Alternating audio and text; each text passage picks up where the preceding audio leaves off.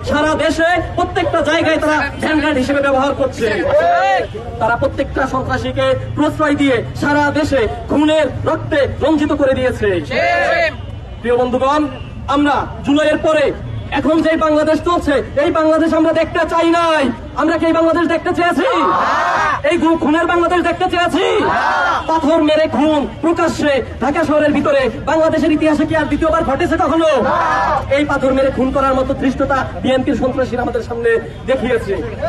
প্রিয় বন্ধুগণ, আমরা চাই এই খুনের বিরুদ্ধে, এই যে হত্যার বিরুদ্ধে সারা দেশে যে খুনের উৎসব চলছে, রকেটে খুন করছে তারা। আমরা আরো একজন বিএনপি দেখেছি যে অন্তর্কন্দলে তারা রকেটে মানুষ খুন করেছে।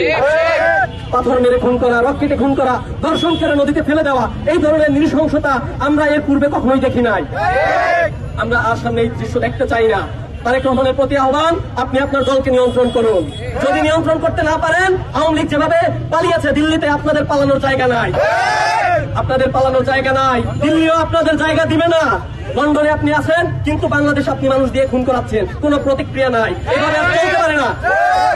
প্রিয় বন্ধুগণ, ঢাকা বিশ্ববিদ্যালয়ের শিক্ষার্থীরা প্রত্যেকটা অপরাধের বিরুদ্ধে, প্রত্যেকটা খুনের বিরুদ্ধে তারা সোচ্চার আছে, সোচ্চার থাকবে।